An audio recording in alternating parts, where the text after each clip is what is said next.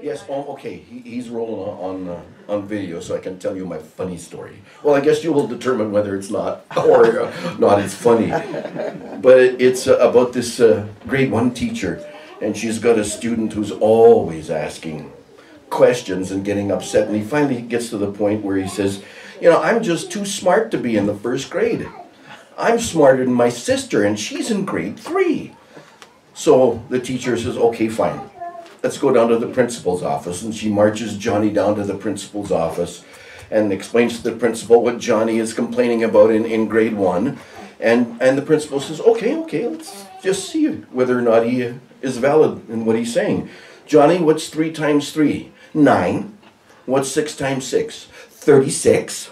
And this goes on for about an hour, after which the principal says, you know, I see no reason why we can't put Johnny in the 3rd grade, because I've spent the last hour asking him grade 3 questions and he's got them all right.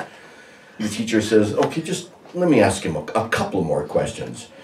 So the principal looks at Johnny and he agrees. So he says, okay, go ahead. And the teacher says, Johnny, what does a cow have 4 of that I have 2 of? And the principal looks a little worried. And Johnny says, legs. Teacher says, okay, Johnny, and what do you have in your pants that I don't have in my pants? Again, the principal's a little worried. Johnny says, pockets.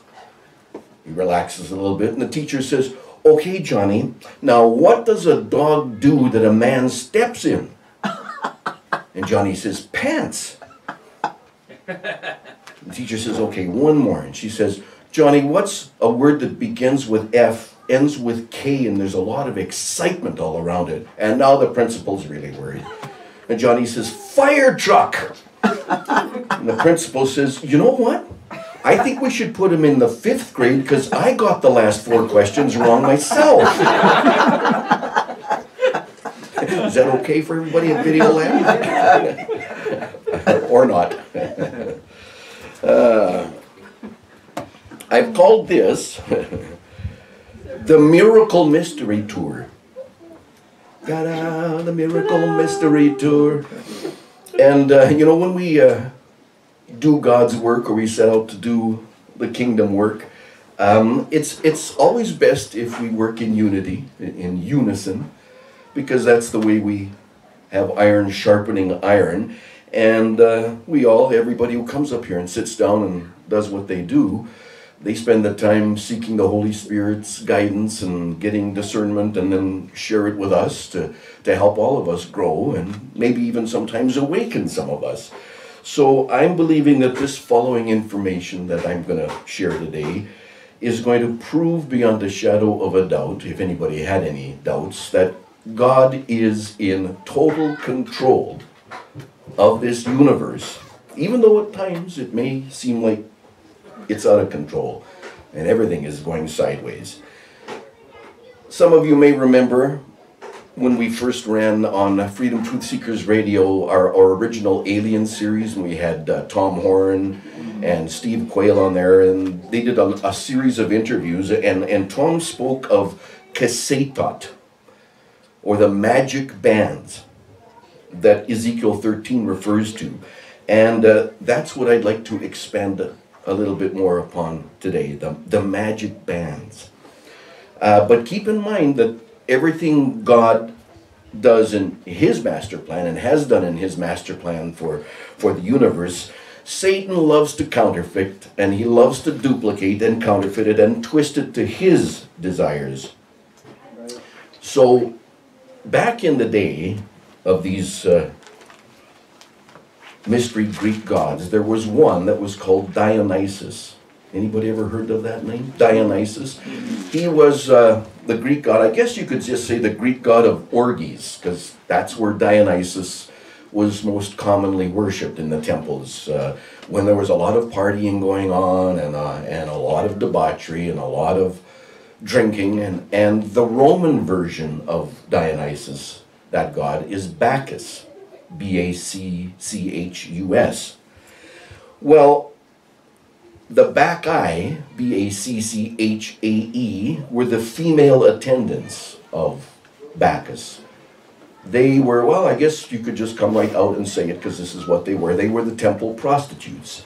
that were there. Now, some of the Hebrew ancient scholars considered the magic that they used, the witchcraft that these female attendants predominantly used, the best evidence that Dionysus and Bacchus were basically satanic worship. And a lot of the details that really go into all the ritualistic stuff that went on at the time at these temples is not available because it wasn't shared openly. It was shared predominantly with the illumined ones, the elite level, the initiates. And also because Dionysus was this mystery god, as was Bacchus, so the rituals were only revealed to a very limited, initiated few. However, Ezekiel had something to say about these magic bands, these kasetat, that's what the word means, magic bands, which the Bacchae, the female attendants, the temple prostitutes, used to capture or magically imprison the souls of men. And this is what Ezekiel wrote in God's word. In Ezekiel 13, verse 20, we read, "Wherefore thus says Jehovah God, behold, I am against your kasetat, your magic bands, wherewith you there hunt the souls to make them fly. And I will tear them from your arms and will let the souls go, even the souls that you hunt to make them fly." So these kasetat, these magic armbands, were always used in conjunction with a container that was called a kist, K-I-S-T-E. And wherever the kist, this container of souls, was inscribed on the coffins of the Egyptians, the sarcophagus or sarcophagi, or if they were inscribed in renderings of a scene where all this debauchery was going on by where the Bacchae were and the revelry and the open sex orgy was going on, it was always depicted as and it was referred to as a sacred vessel or a prison for a soul, and there was a snake always peering through a kind of a half-open lid of this container. How the magic worked was never really understood. It's still a mystery to this day. But Pan was associated with this as well. Pan, the half man, half goat, which is absolutely symbolic of satanic influence. And he was sometimes in the renderings pictured as kicking the lid open and allowing the snake or the soul to come out. And then these loose snakes were all depicted as kind of entwined around people's limbs and torsos, or up in particular in the temple prostitute's hair. Who was that one that lived? Methuselah? Yeah. You're picturing her too? Yeah, there you go. Well, in modern times, most contemporary times, there's been a lot of archaeological discoveries and texts from Babylonia in particular that have shed a lot more light on exactly what was involved in all of this. Now, that text in Ezekiel that I just shared with you, Ezekiel 13:20, is believed by these more current archaeological findings to be specifically referring to that magic, that Dionysus or Bacchus magic, which the Bible has a name for too. Anybody want to take a shot at what you think it might be that the Bible refers to it as? Kasim, no? Binding and loosing. Oh, yeah. Yeah. And in Job 38, verse 31, I remind you, this is when Job was bellyaching so long and asking God, well, why don't you intervene? You're supposed to be in control of everything. How come you're not helping me out here? And in Job 38:31, God said, can you bind the sweet influences of Pleiades or loose the bands of Orion? God just basically tuned Job up from all his bellyaching. Now, the first part of this is basically God challenging Job and involving the challenge surrounding the star cluster of Pleiades, which in mythology represented the seven sisters or teachers of the infant Dionysus, the very temple priestesses, who used the kasetat and that kiss, that container, to magically bind those souls that Ezekiel said God would loose. And the second part of God's proposition to Job is just as meaningful, because he says, can you loose the bands of Orion? And there's been a lot of studies in recent years that have resulted in revealing some pretty intriguing findings that suggest that the Giza Plateau, where those three renowned pyramids are in Egypt, the Giza Plateau, which, by the way, also according to the Secretary General of Egypt's Supreme Council of Antiquities, was known to the ancient Egyptians as the House of Osiris, Lord of the Underground Tunnels. And it was designed to reflect the constellation of Orion. Those three pyramids at Giza are laid out in a pattern that reflect the three stars of Orion's belt, which is the heavenly representation of Osiris. And in Greek mythology, the god Osiris, Orion, fell in love with Apollo's sister Diana, and Apollo didn't really like that arrangement, so he actually tricked Diana into shooting an arrow into Orion's head. And then when she realized what she had done, she was grief-stricken, so as the mythology goes, she placed the dead Osiris among the stars and transformed him into the constellation Orion. And since that time to modern day time, Orion was thought to be the soul of Osiris. And keep in mind what they used to bind and loose things, binding the souls, catching them. Earlier history even connects the constellation of Orion to the Sumerian legend of Gilgamesh. And the Bible identifies Gilgamesh as well as Nimrod, the giant mighty hunter of God's people. And Nimrod has turned into just this fantastic biblical personality, because in later mythology he was called Osiris and Apollo. So now, knowing these facts, going back to ancient astrological and mythological renderings and getting them into Job 38:31, this is what basically God was asking Job. He was saying, if he could bind the magic bands, the Kaseitot of Osiris, Dionysus, or loose the bindings of the mighty hunter, the giant Orion, or Nimrod, or Apollo, as he was always known. So, if God is asking Job, can you do this? The implication is God has done it. He has bound the forces. And what's even more potentially explosive is the fact that if he can bind them, which he has, he's also able to loose them, which he and prophecy says is going to happen at the correct time. And that correct time is rapidly approaching because of the sins of mankind and the rebellion and defiance and the betrayal of God. Mankind is going to have some consequences come upon us. And they are about to be realized, because things in the earth, as we all know, are heating up, they're ramping up. Things are going on. So these star systems, the 7 stars of the Pleiades and the 3 stars of Orion's belt, relate to one another in mythology as well as in the Bible. And furthermore, both star systems represent the God of the world, of the kingdom of darkness, which is all encoded in the Great Seal of the United States on the back of the dollar bill that we have talked about before on a few occasions up here. And that Great Seal is what is basically the focal point of the New World Order. So the Pleiades points to Apollo Dionysus, the Orion system points to the soul of Osiris in heaven, and on earth to his speculative tomb location, which is in the Giza Plateau, among those 3 triangles.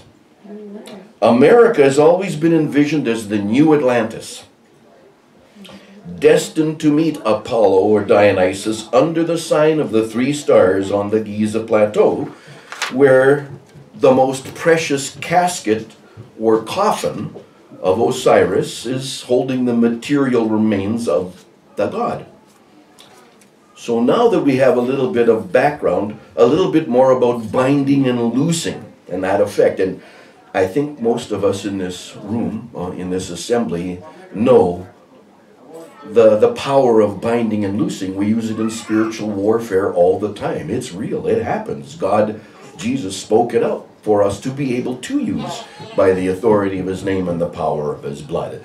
However, back then, back in these days that I'm talking about, they didn't have Jesus. They didn't have his blood. They didn't have the authority of his name.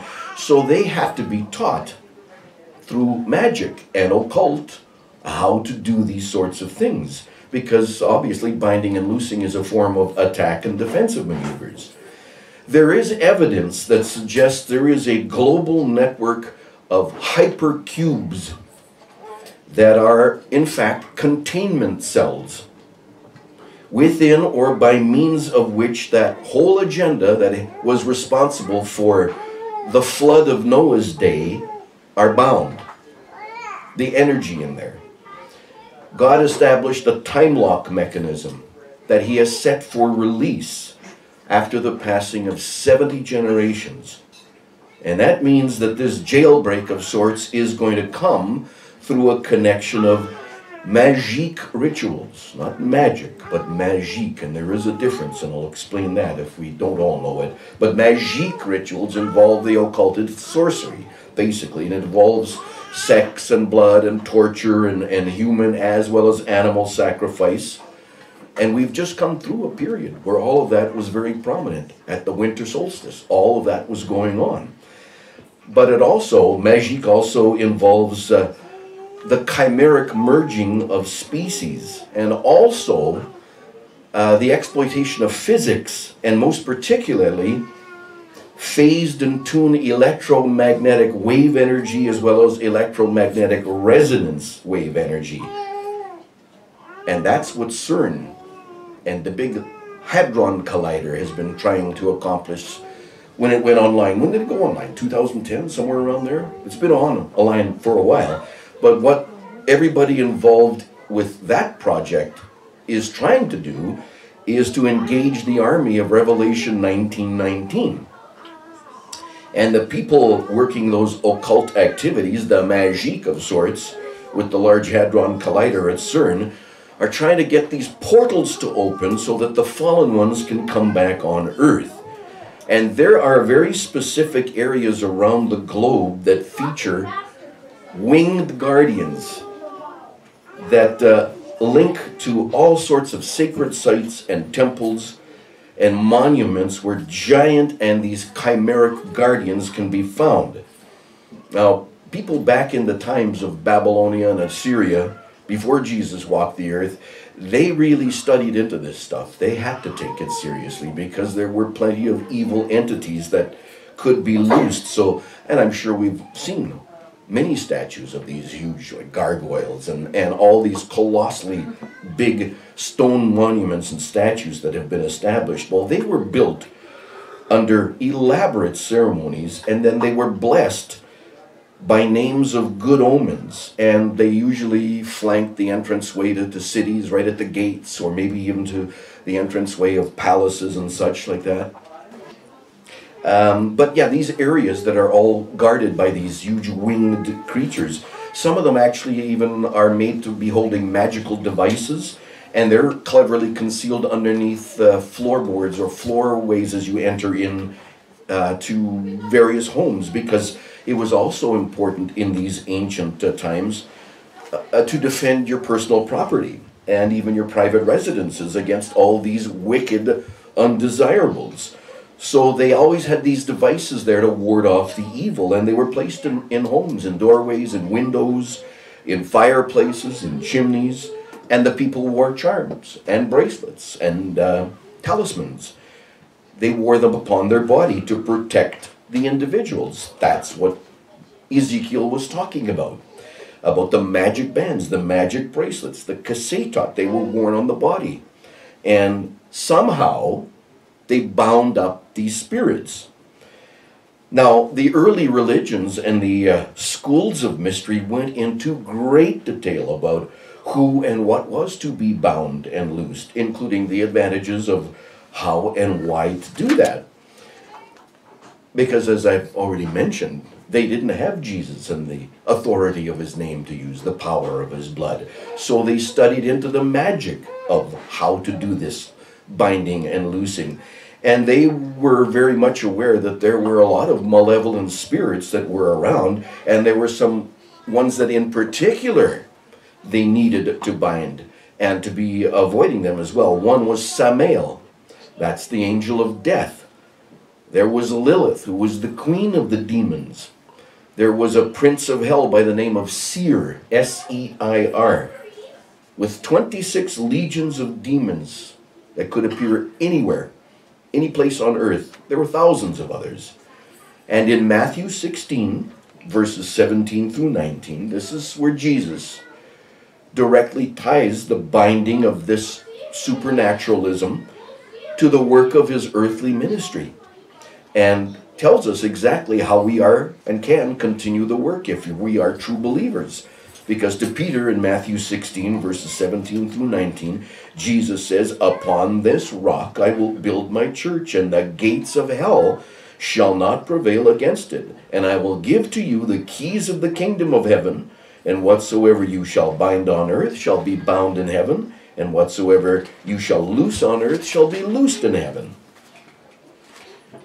Now this is pretty profound stuff, and it's meaningful because it's indicating that something is very important that we need to really grasp. There are gateways that are being opened. Binding and loosing is important. Who is to be bound? And then the connection between that binding and loosing activity and the powers of heaven and earth. Really noteworthy is where Jesus says, "The gates of hell shall not prevail against his body of true believers." So just exactly what is the Bible telling us about binding and loosing? The Hebrew word for to bind is kashar. That's spelled Q-A with a little triangle over the A, little rooftop over the A, K-A-S-H-A-R. Kashar. And it means to physically gird, to tie, to confine, to bind up, to join together, to knit, to make stronger, to make work. To loose is the Hebrew phrase patak. P-A, and the A's got that little triangle over top of it again. P-A-T-H-A-C-H. Patak. And that means to open wide, literally or figuratively. Specifically to loosen, to begin, to appear, to break forth, to let go, to free. It's referring to the supernatural. All of this is supernatural activity. Binding basically refers to temporal spiritual handcuffing. Now, the foundation of man and spirits without God's law involved in it basically is a recipe for chaos. God permits this kind of chaos to take place because that supports his free will concept, his free will doctrine. Essentially, what has been going on since the beginning of time is controlled chaos. Chaos has reigned on the earth and in the heavens. So he has said, okay, you can bind this, you can control this if you do what I say. And this chaos is only going to continue for a very short time more because we are truly in the end times, and Satan knows that. And his reign is coming to an end, and he is causing even more chaos right now, or attempting to. So back to Job 38:31. Can you bind the sweet influences of Pleiades, he asks Job, God speaking, or loose the bands of Orion? Can you bring forth Mazzaroth in his season, or can you guide Arcturus with his sons? Know you the ordinances of heaven? Can you set the dominion thereof in the earth? Out of all the grand universe, out of everything that God has created, why do you think he would specifically speak of Orion and Pleiades? He could have picked anything. Well, why do you think he chose this particular, or these particular star clusters when he talked to Job. Because they were probably prevalent at that time? Yeah, for sure. But beyond that, I mean, God never tells us anything just as a throwaway comment in his book. He's always telling us something that he wants us to truly know. Well, what else do we know about stars? God references them as his angels too. And he tells us that in the last days, these stars will fall to earth. Essentially, angels will come to earth. And in the end days, we're told that angels are going to be loosed from certain places. Okay, where was I? About, oh yes, Orion. Orion is the most brilliant of all the constellations. Stars, yes.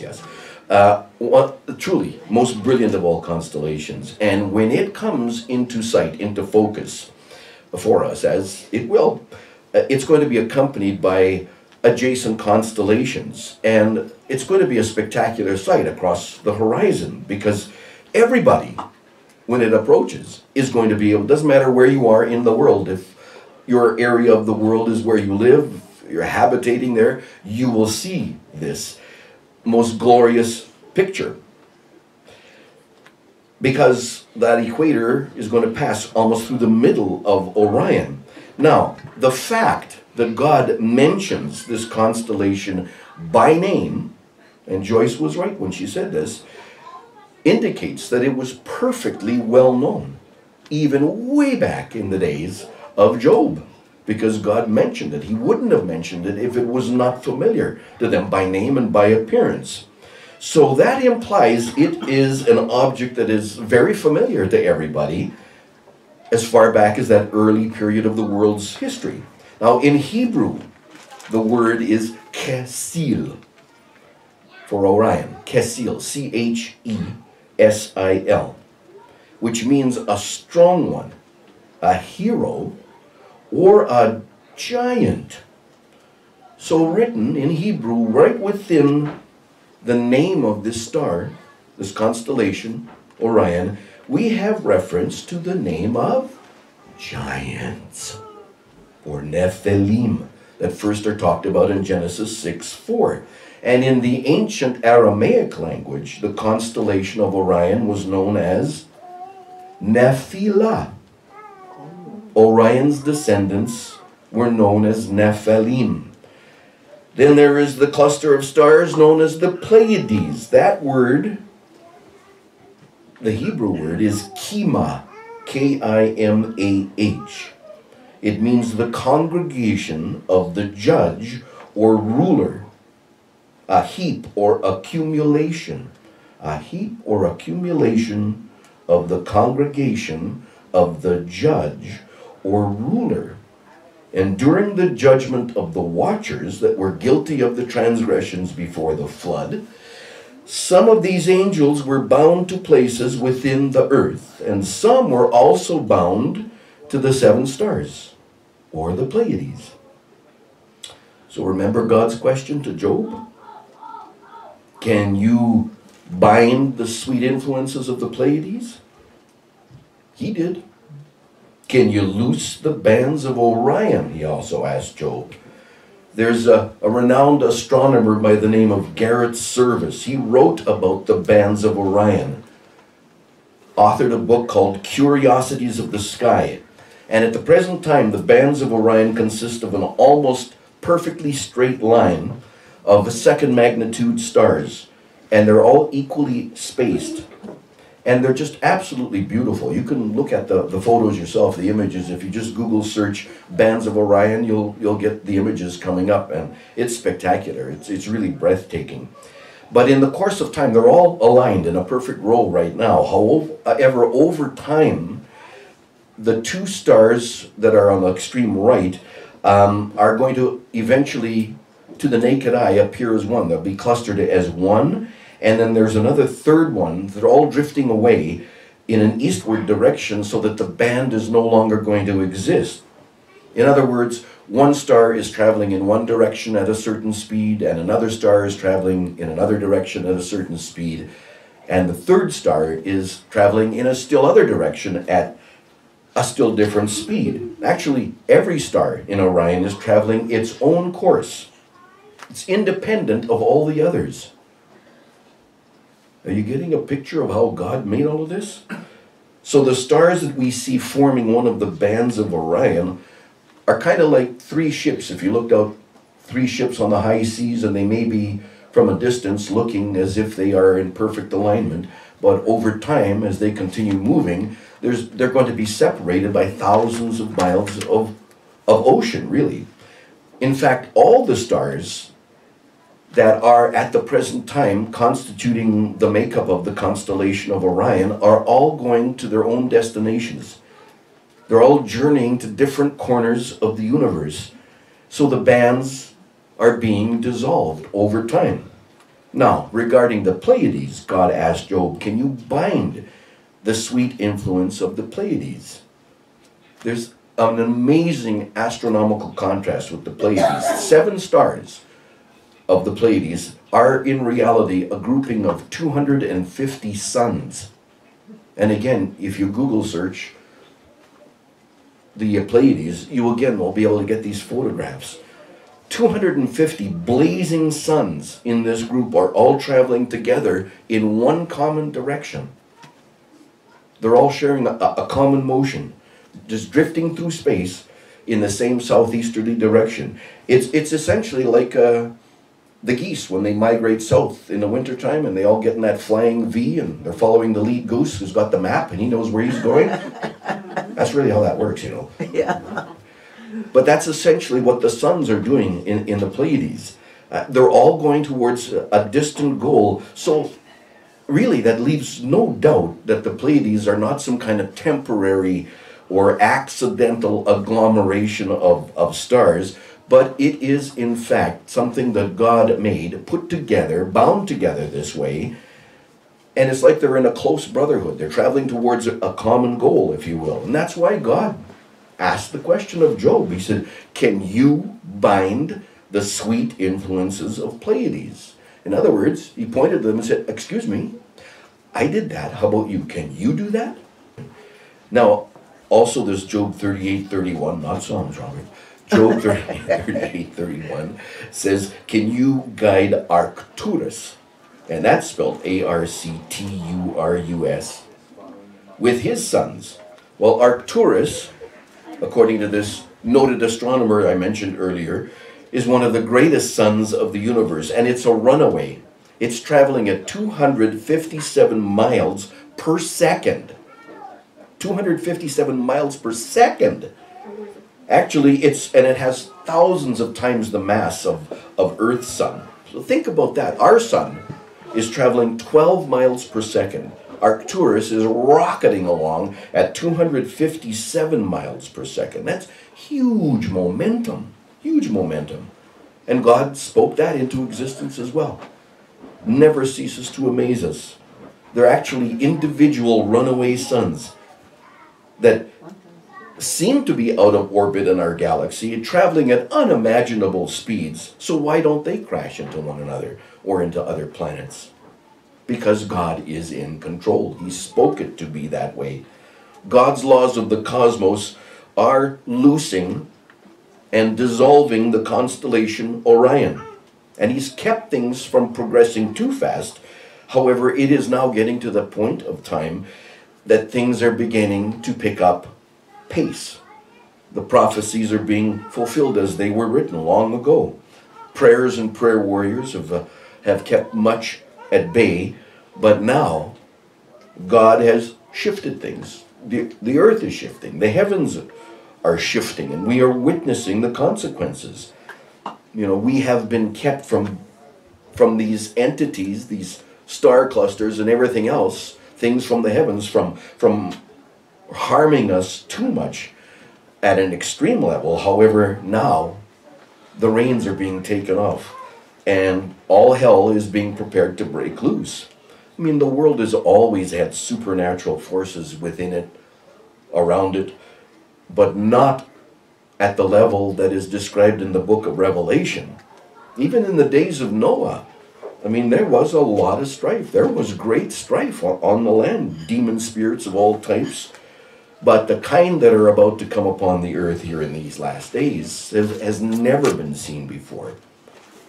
Orion, the constellation, is said, well, credited to coming from the Greeks. However, the Sumerians reported that their version of Orion, they saw a shepherd with a crook, they described it, sometimes riding in a chariot that they called Orion. The Chinese had 28 lunar mansions, and 3 of them were named Orion. The Jewish people even reported Orion as preventing winter from growing too cold. India calls the hunter Vyadil, that's Orion.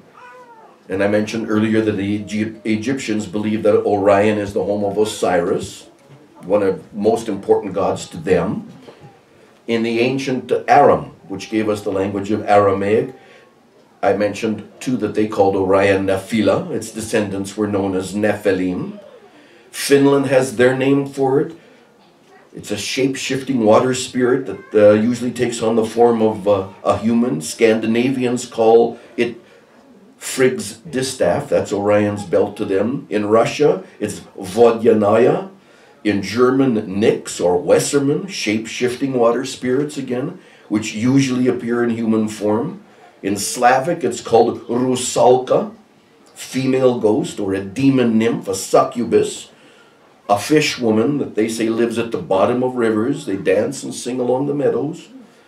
And ironically, if you haven't picked up the common thread, a lot of the languages of the word for it's all pertaining to the sign of Aquarius, of your zodiac. These spirits are from all around the world. And they've been around since the beginning of time because they're demons. Nephilim, other evil spirits left to walk on the earth. Many are bound still to this day. And there are a lot of people that assign belief in these magical guardians that I described earlier that have been used for binding and or loosing, that Ezekiel 13 talks about.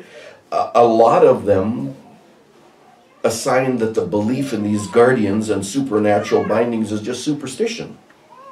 But the Bible, according to Ezekiel 13, really is convincing. It's a testimony that this binding of spirit is very real, and it involves rituals and physical elements in our three-dimensional space-time world.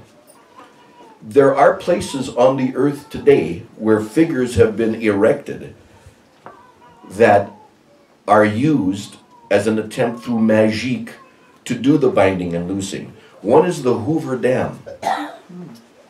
There is, are 2 winged statues of angels sitting on black cubes, on black stone carved out cubes, and between them there's a huge, it's like 140 some odd feet tall pole that looks like an antenna, actually looks more like a tuning fork. You know what a tuning fork is for music? It kind of looks like that. Well, that tuning fork was designed that way to work on electromagnetic wave principles. Because what they are is an acoustic energy generator. So these angels are seated on these black stones shaped like cubes, and the dam itself is called, or is in Black Canyon. And a canyon is defined as a narrow chasm with deep and steep cliff walls cut into the earth by running water. The walls are stone, black stone chasm through which water flows is a controlled gated mechanism. And if anybody's been anywhere near a dam or anywhere near a generating plant that's using water as its source, you know there's an enormous amount of energy that's represented at that location. It's a power node is basically what it is at Hoover Dam.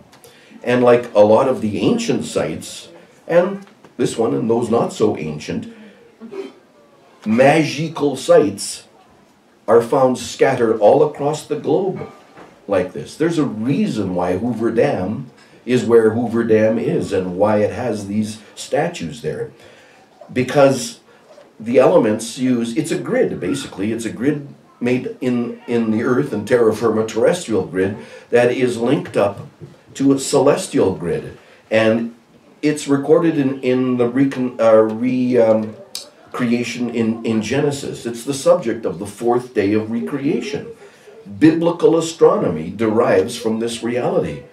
And the occult arts of astrology have exploited it, and they continue to exploit it, and it will still further exploit it, because the reality of this grid-to-grid link is the binding and loosing effect.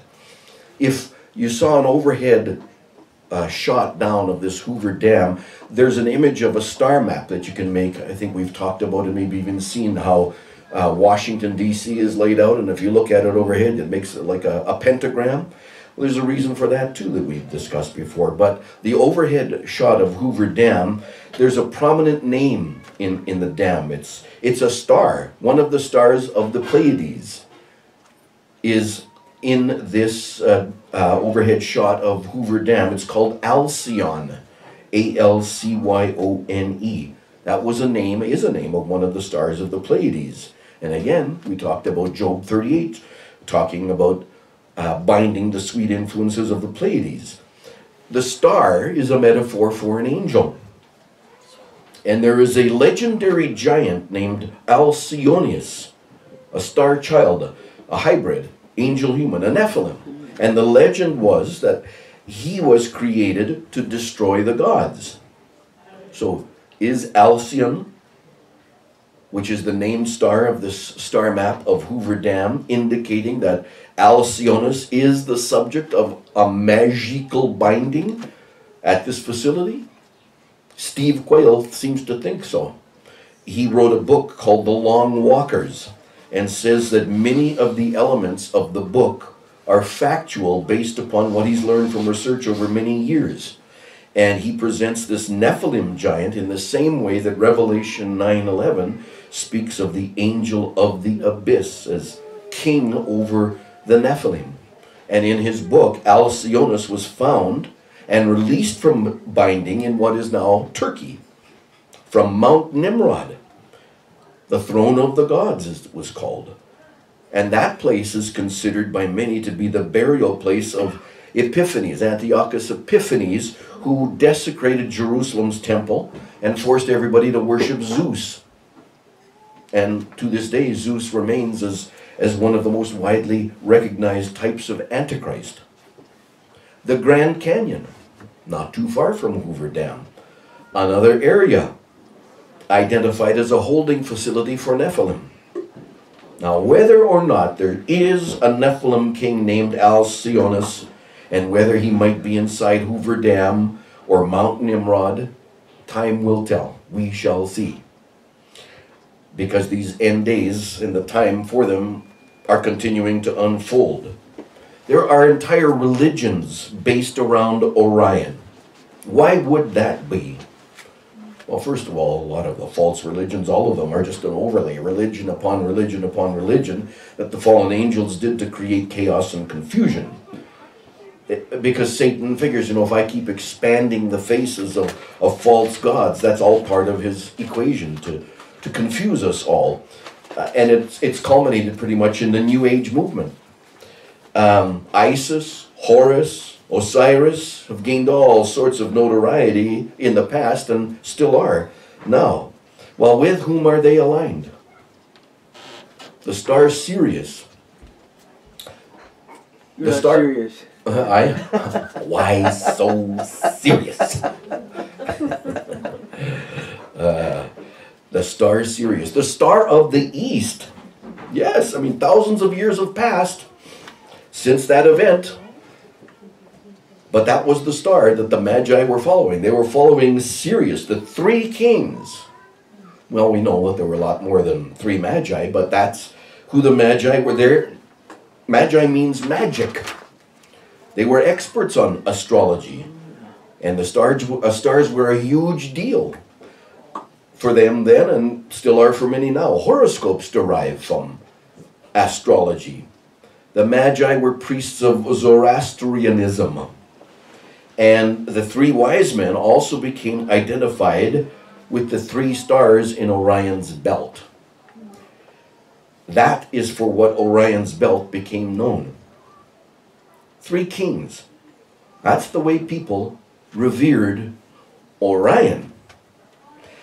And they point, those 3 kings, those 3 stars, point almost in a direct line to the following of Sirius, which was made out to be a type of Christ or soul Christ being in mankind. So Sirius is preceded by the 3 kings, which anticipate its coming, its rising. Are you making the connection to the Christmas carols and the stories? Okay, so I thank the Father that what is not of him just passes over us right now in Jesus' name, because it originally was, we 3 kings of Orion are bearing gifts, we traverse afar, fields and fountains, moors and mountains. Yeah.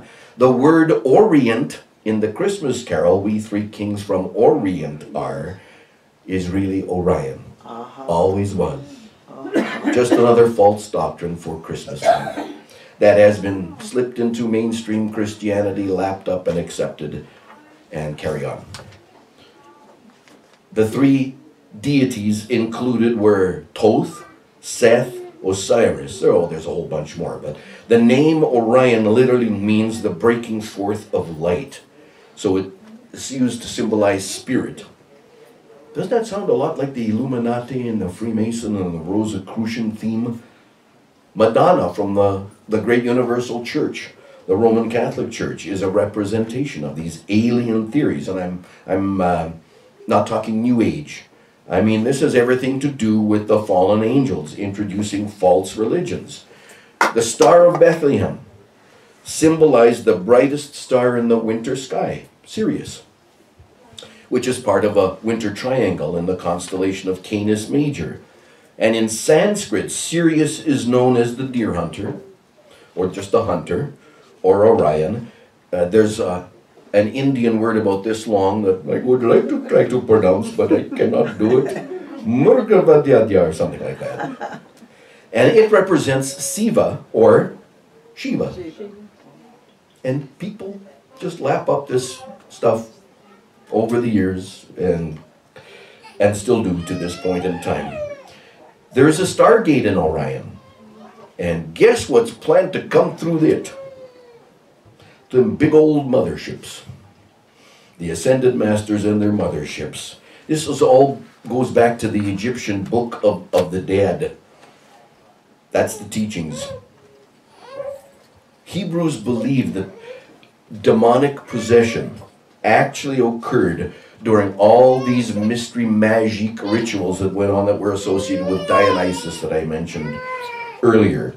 And in Amos 5 verse 8, God gives us warnings. I mean, a lot of these things sometimes come out of left field. They seem to come out of left field. You wonder, like, okay, why didn't I know about this? Well, God lets us know about them. In Amos 5:8, it says, "Seek him that makes the 7 stars and Orion, and turns the shadow of death into the morning, and makes the day dark with night, that calls for the waters of the sea, and pours them out upon the face of the earth.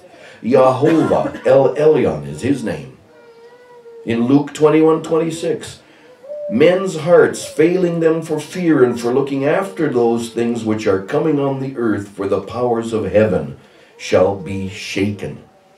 So God warns us in his word. I mean, we're the ones responsible for studying into it to understand all these profound mysteries, because they're there and he gives us the keys to unlock them. He writes them there for us as well. The Bible says we are going to be met with things coming onto the earth that will cause men's hearts to fail at the sight of them. That's quite an elaborate magical mystery tour that people have taken to form their version of binding and loosing what God spoke into existence. It's all to undermine, or has been, to undermine Creator God. They have been doing this from basically the beginning of time. And once I started looking into this, what I'm sharing with you, it got me to thinking about Simon Magus. Simon the sorcerer, the Bible talks about.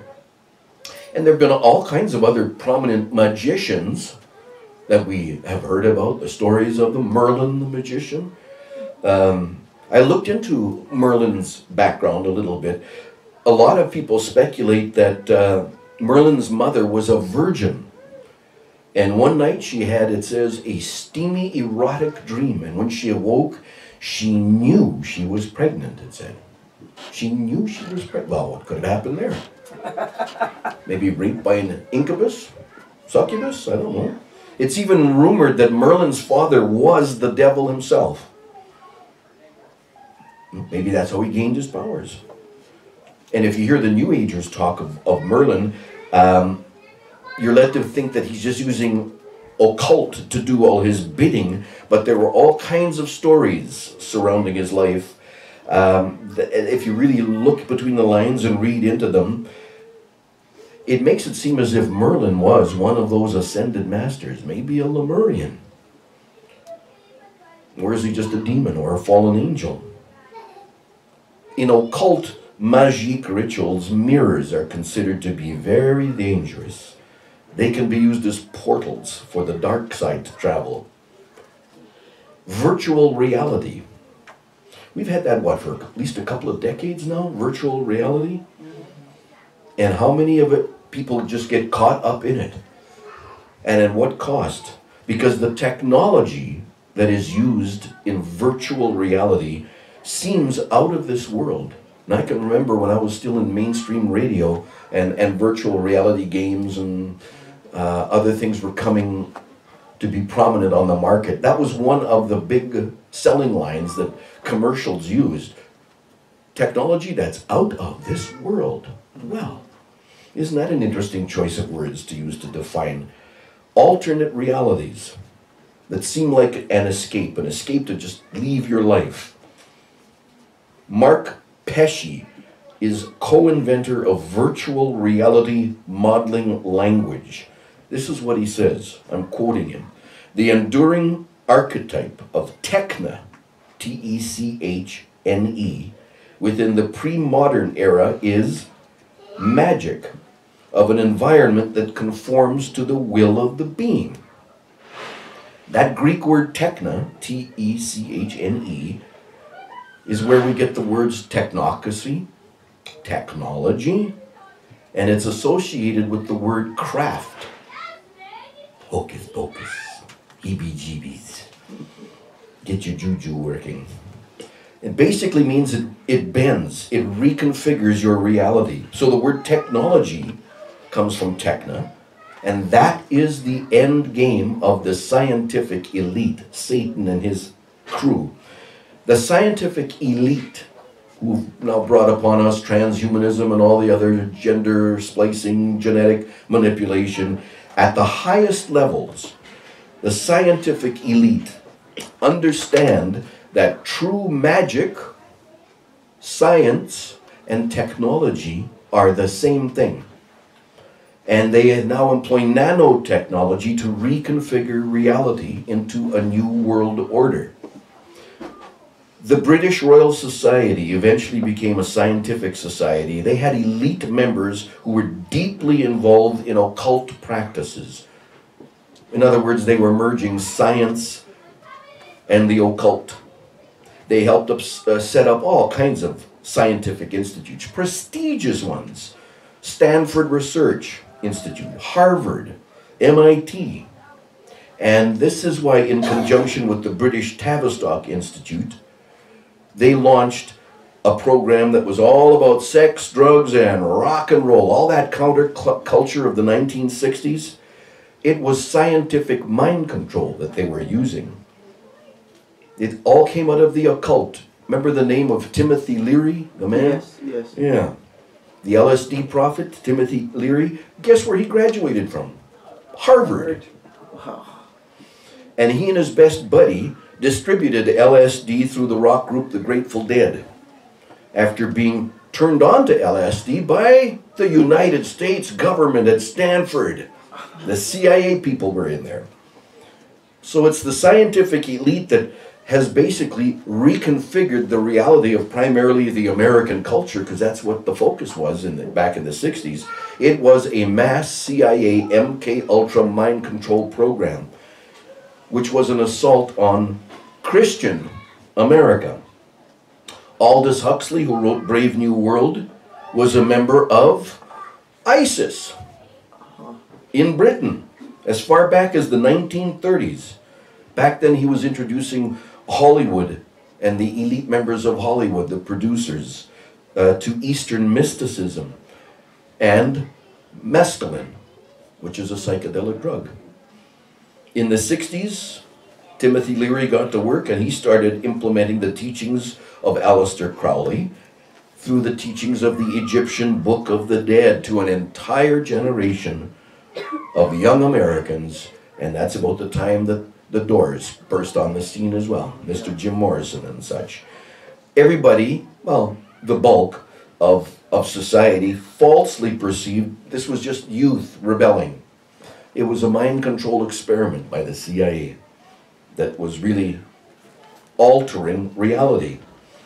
The counterculture, which changed the course of America forever.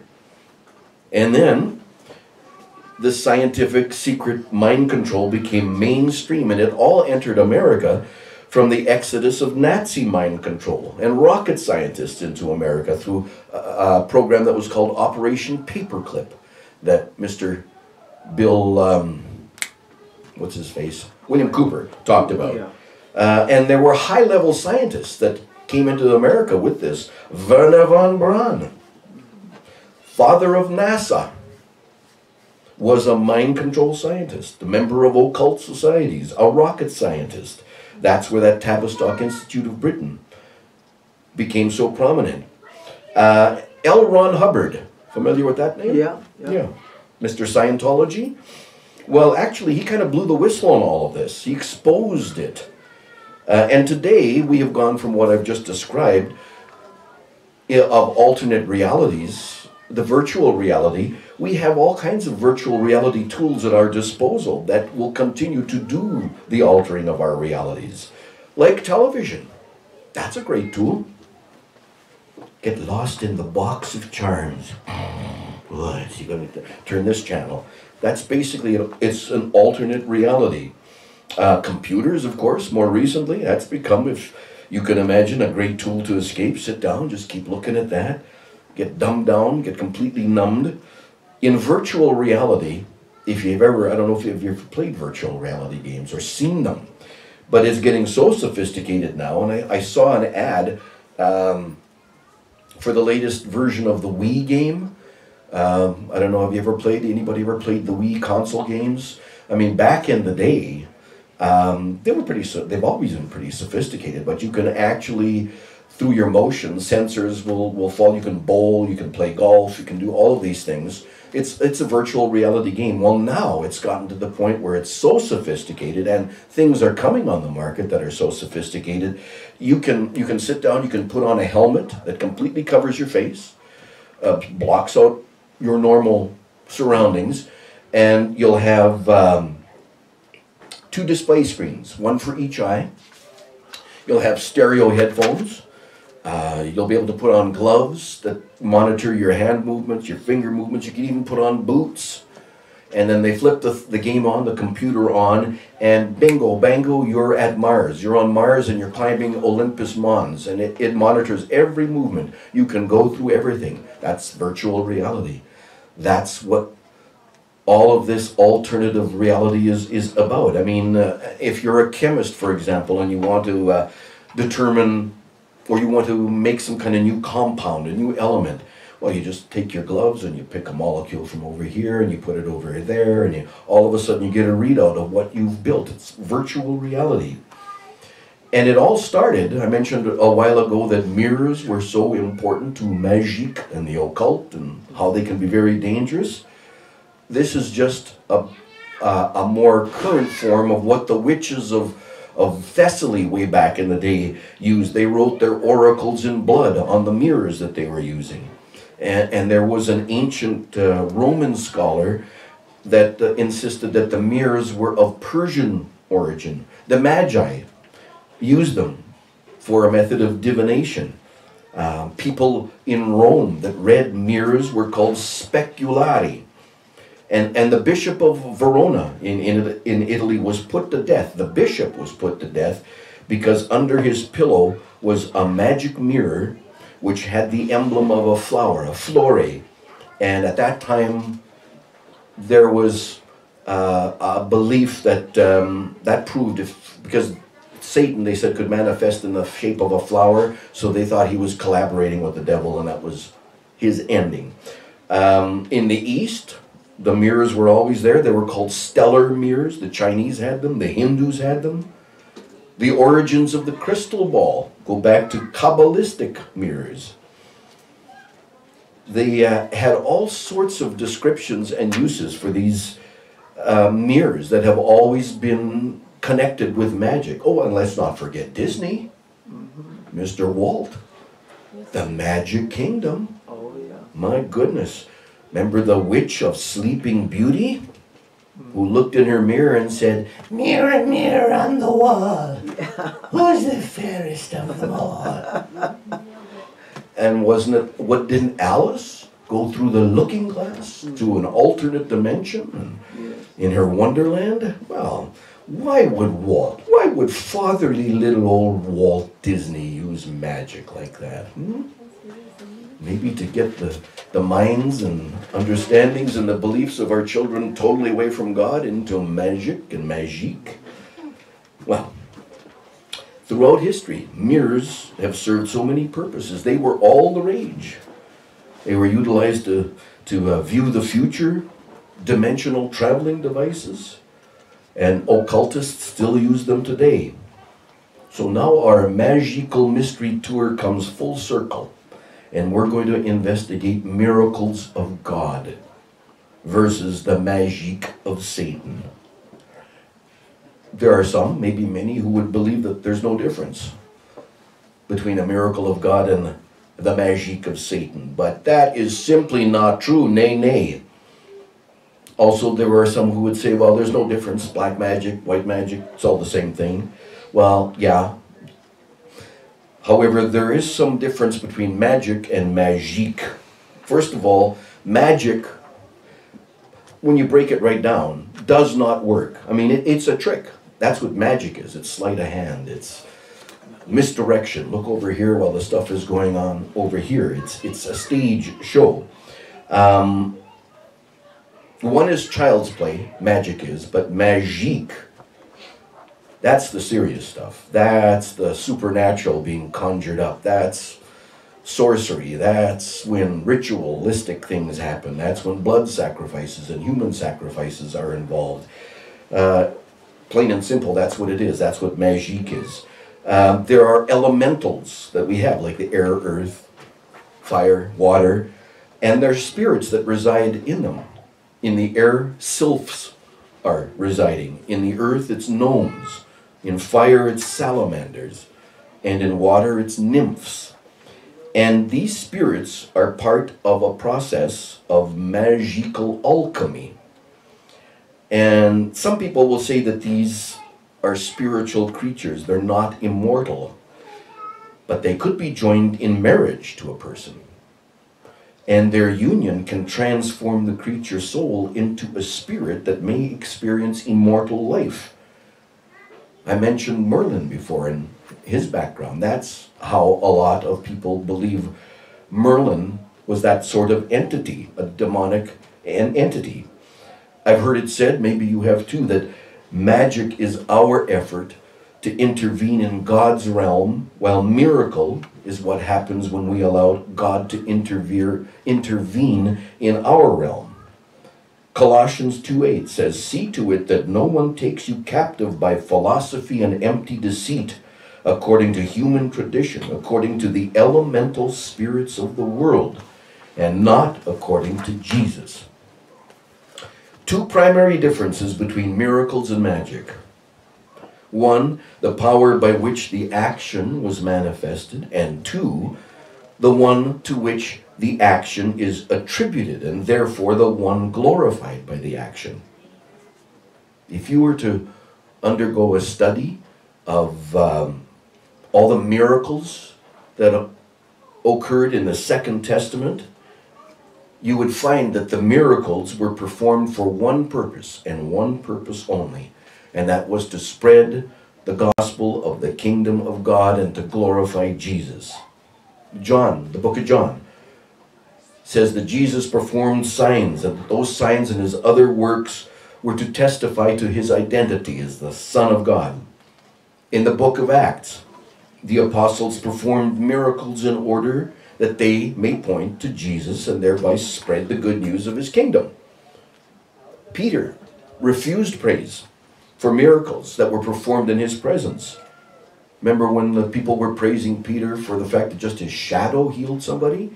Well, certainly the fact that it was Peter's shadow had nothing to do with the power that was manifested there that healed that lame man. God chose to perform that miracle in his timing so that Peter and the other apostles could spread the gospel of Jesus and the kingdom of God in that place. Miracles are always brought about by the power of God. Can be nothing else. Miracles are because of God's power and by him alone.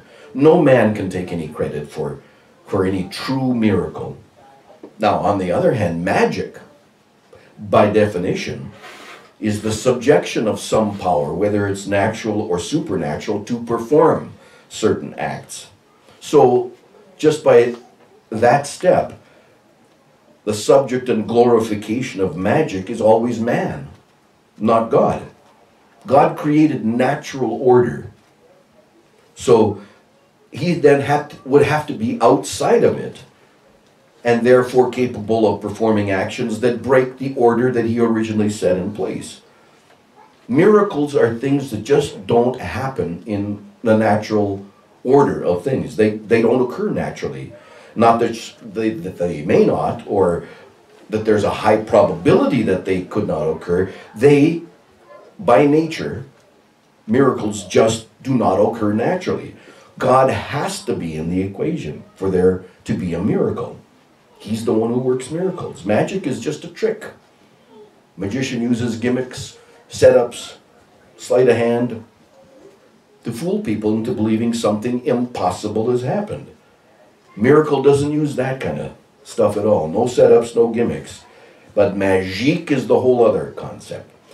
Aleister Crowley, whose name I've mentioned a time or two, has a term that he uses to differentiate between stage magic that you see on Vegas or in a Vegas act and the rituals of alchemy. The word is thelema, Thelema, and that designates the difference. Essentially, this is what magique is. Occult rituals of alchemy, when you break it all down. That's what it is. In fact, alchemy, it says, was more than likely produced even in the times of Nimrod and the Tower of Babel. He was the first priest of magique. And of course, we all are familiar with Nimrod's global views. Jesus had to come down and mess everything up, change people's languages because of what was going on there. Can you imagine his thoughts now, looking at what's going on in the world now? And alchemy is thought to be the practical application of metals and stones for transmutations into the discovery of new elements.